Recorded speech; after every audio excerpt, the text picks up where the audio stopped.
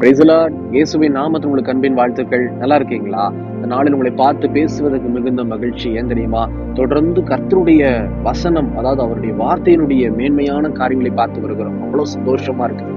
யோவான் 14:23 என்ன சொல்லுகிறது பாருங்க. நிறைய பேர் என்ன சொல்றோம், ஏசப்பா எனக்கு ரொம்ப பிடிக்கும்னு சொல்றீங்களா?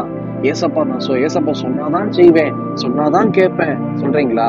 ஆனா ஆண்டவர் என்ன தெரியுமா வச்சிருக்கிறாரு அடையாளம்? நீ பிடிக்கும்னு சொல்றதை விட, என் மகனே என் மகளே, இந்த வசனத்தின்படி வாழ்ந்தேன்னா நான் தெரிஞ்சுக்கிறேன் நீ என்னை பிடிச்சிருக்குன்னு சொல்லி. அப்ப என்ன அடையாளத்தை ஆண்டவர் வச்சிருக்காருன்னு பார்க்கலாமா? யோவான் 14:23 இயேசு அவனுக்கு பிரதியுத்தரமாக, ஒருவன் என்னில் அன்பாய் இருந்தால் அவன் என் வசனத்தை கைக்கொள்ளுவான்.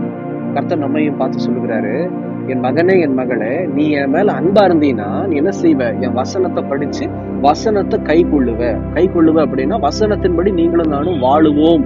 அதுதான் அடையாளம். ஏசப்பா மேல நம்ம அன்பா இருக்கிறது. வேற எதையும் நம்ம செய்ய வேண்டாம். கை காலை கிழிச்சுக்கிட்டு, சட்டையை கிழிச்சுக்கிட்டு, ஆண்டவரே பாரும் உங்க மேல அன்பா இருக்கிறேன், அதெல்லாம் இல்ல. வசனத்தை வாசிச்சு வசனத்தின்படி வாழ்ந்தாலும் இயேசு தெரிந்து கொள்ளுவார், என் மகன் என் மேல எவ்வளவு அன்பா இருக்கிறான், என் பிள்ளை என் மேல எவ்வளவு அன்பா இருக்கிறான். அப்ப அன்பா இருக்கிற மாதிரி நம்ம வசனத்தை வாசிச்சு வசனத்தின்படி வாழ்ந்துட்டோம்னு வச்சுக்கோங்க, இதுதான் மெய்யான அன்பு. இதுல ஒரு ஆசீர்வாதம் இருக்கு. இந்த வசனத்தை தொடர்ச்சியை பாருங்க. அவனில் என் பிதா அன்பாய் இருப்பார், நாங்கள், அதாவது பிதாவாகிய தேவனும் குமாரனாகிய இயேசு கிறிஸ்துவும், நாங்கள் அவனிடத்தில் வந்து அவனோட வாசம் பண்ணுவோம். யாரு? நம்ம கூட வாசம் பண்ணுவாங்களாம். வாசம் பண்றது அப்படின்னா வந்துட்டு போறது கிடையாது, பெர்மனண்டா நம்ம கூடயே இருக்கிறாங்க. இதுதான் மெய்யான விடுதலை. எங்க இயேசு கிறிஸ்து இருக்கிறாரோ அங்க வியாதிக்கு இடம் இல்லை, பலவீனத்துக்கு இடம் இல்லை, நாச மோசங்களுக்கு இடம் இல்லை, வறுமைக்கு இடம் இல்லை, சந்தோஷத்துக்கு குறைவில்லை. அவங்க வாசம் செய்வாங்கன்னா யார்? பிதாவாகிய தேவனும் குமாரனாகிய இயேசு கிறிஸ்துவும். இன்னைக்கு நம்ம வீட்டுல பாருங்க, சண்டை சச்சரவு, தேவையில்லாத விஷயங்களா நடந்துட்டு இருக்கும். ஆனா கிறிஸ்தவ வீடு ஏன்?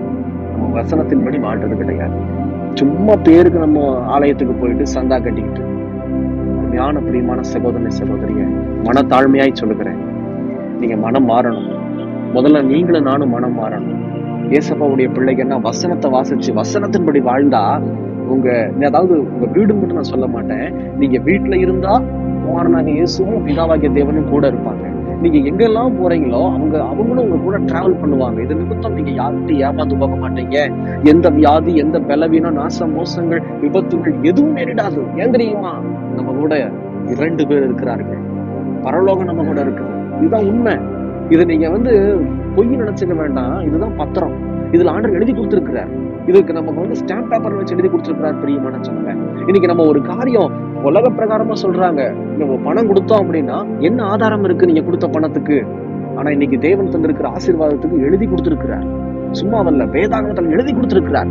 அப்ப வசனத்தை வாசிச்சு வசனத்தின்படி வாழ்ந்தோம்னா கண்டிப்பா நான் சொல்றேன், நமக்கு மிகுந்த ஆசீர்வாதம் உண்டு, ஒரு மெய்யான விடுதலை உண்டு.